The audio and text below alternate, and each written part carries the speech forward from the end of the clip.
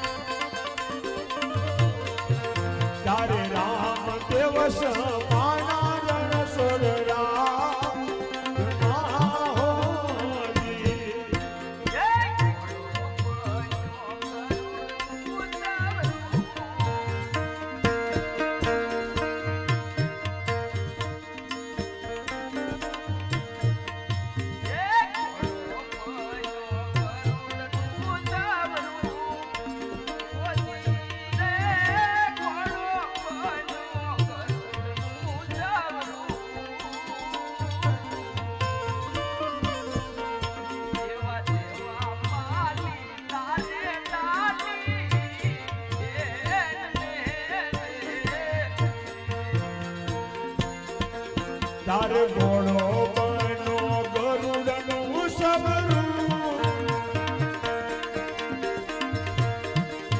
ઓજી રે ઘોડો બનો, તારે ગરુડનું સબરું, એને સેવામાં દાસે દાની બે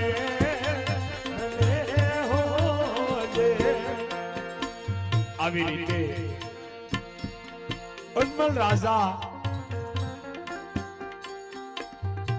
રંગમહેલની અંદર હોતા હોય છે અને અજમલ રાજાને રામદેવજી બાપા સપનું મોકલે છે. અજમલ રાજા કૃષ્ણ પરમાત્માની મૂર્તિની સામે ઉભા હોય છે અને ત્યાં એક ઘોડેસવાર બાગડતા ધમા કરતો ઘોડો લઈ અને મંદિરની અંદર પ્રવેશ કરવા લાગ્યો છે. પણ અજમલ રાજાએ નજીકથી જોયું, ઘોડો નજીક આવ્યો અને ત્યારે ઓળખો છે ઘોડેસવાર કોણ છે. ત્યાં તો અજમલ રાજાએ એના દીકરા રામાને ભાળ્યો અને અજમલ રાજા જોવે એમ ઘોડો મંદિરની અંદર ઝડપ દઈને જાય છે અને રામદેવજી બાપા કૃષ્ણ પરમાત્માની મૂર્તિમાં હમાઈ જાય છે અને જે લીલુડો ઘોડો હતો એને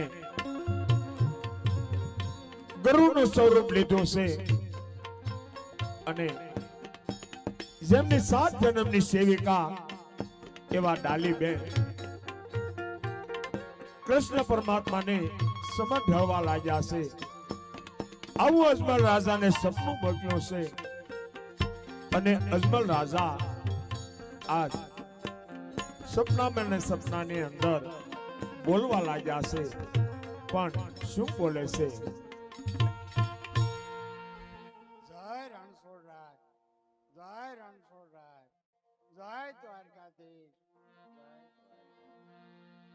આવી રીતે જય રામદેવજી, જય રણછોડરાય, જય રામદેવજી, જય રણછોડરાય આવું ફરીવાર બોલવા લાગ્યા છે.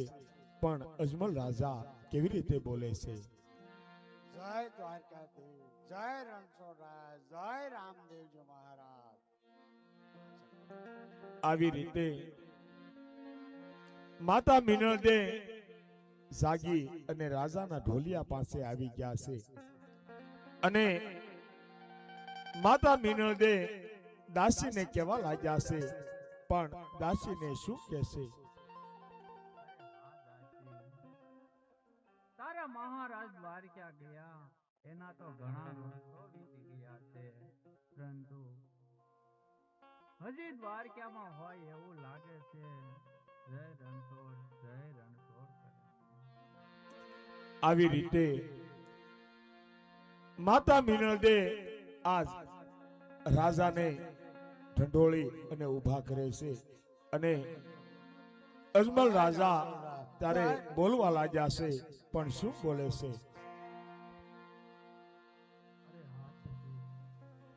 આજે મને કેવું સપનું આવ્યું છે કે હે સતી, આપણો રામદેવ આજે વિદાય લે છે ને સૌધામ જવાની વાત કરે છે.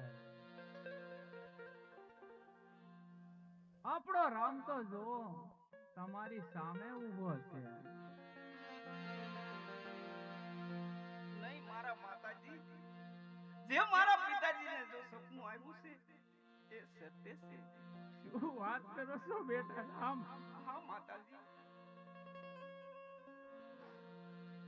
જ્યારે તો મારા પિતાજી મારી પાસે દ્વારકાની અંદર આવ્યા તાને મારી સાથે બે વસન બંધાણા. માતાજી, જો માતાજી તમે સાંભળો.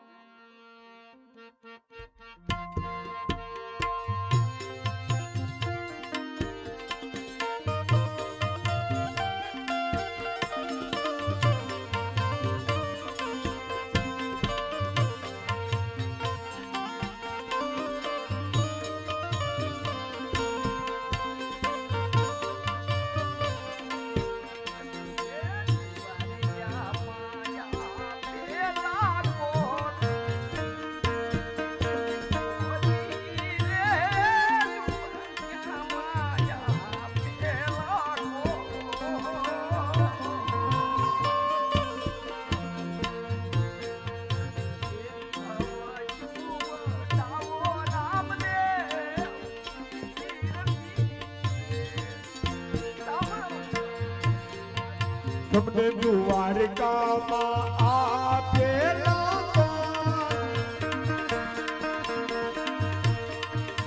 ઓજી રે દ્વારકામાં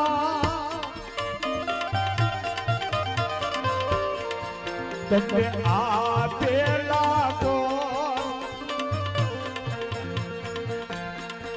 તમે અવધિ વધાવો અજમલરા જજી હોની.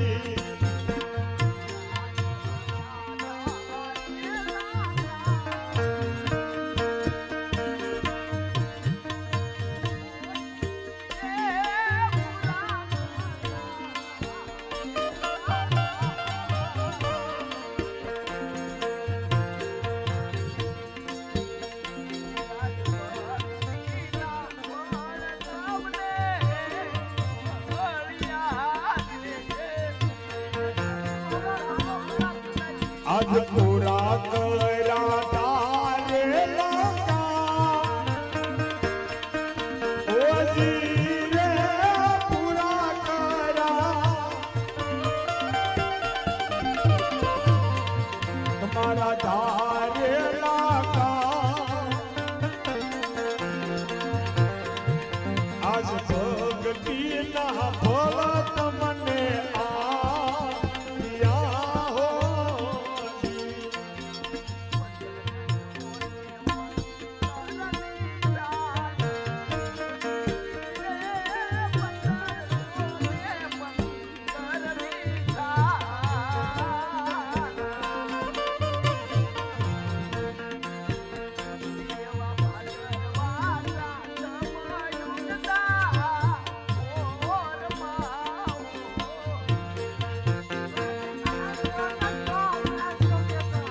આજ 1515ની સાલ ઓજી રે 1500 ને આજ 15ની સાલ એવા ભાદરવા સાતમે ઉગતા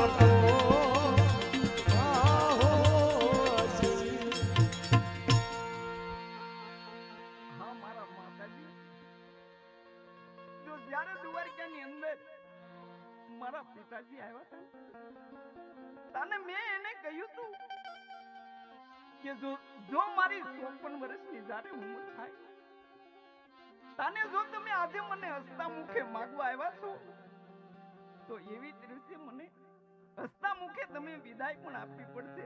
અને મારા બાપુજીએ મને કહ્યું તું, હા બેટા હું તને ખુશીના હસતા મુખે વિદાય આપી દઈશ. તો હે મારા માતાજી, હે મારા પિતાજી, અત્યારે જો મારે સમાધિ લઈ અને સૌધામ જવાનો સમય થઈ ગયો છે તો હે મારા માતા પિતા, તમે મને હસતા મુખે વિદાય આપો.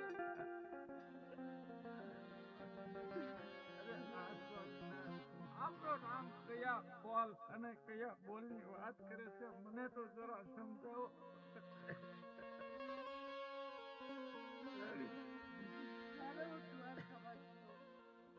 તારે પ્રભુ આજે એ વાત થોડા કદી કરી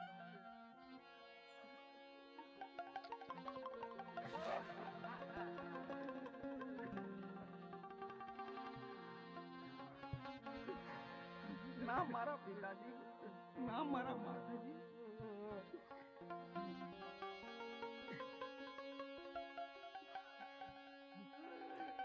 તો હે મારા માતા પિતા, હે મારા પિતાજી, તો તમે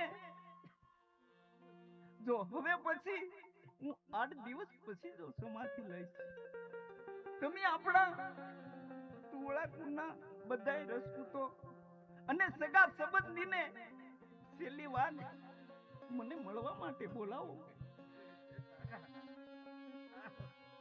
નહીં માતાજી,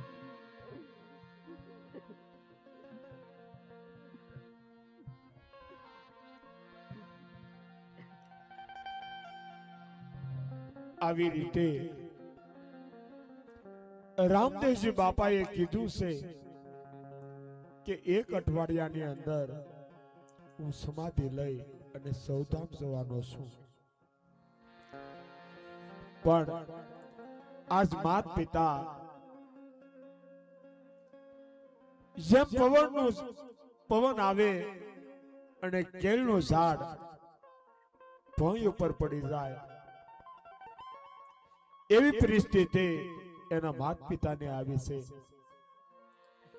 અને એક માણસ સગા સંબંધીઓને બોલાવવા માટે ગામ પર ગામ તરફ ચાલી નીકળ્યા છે.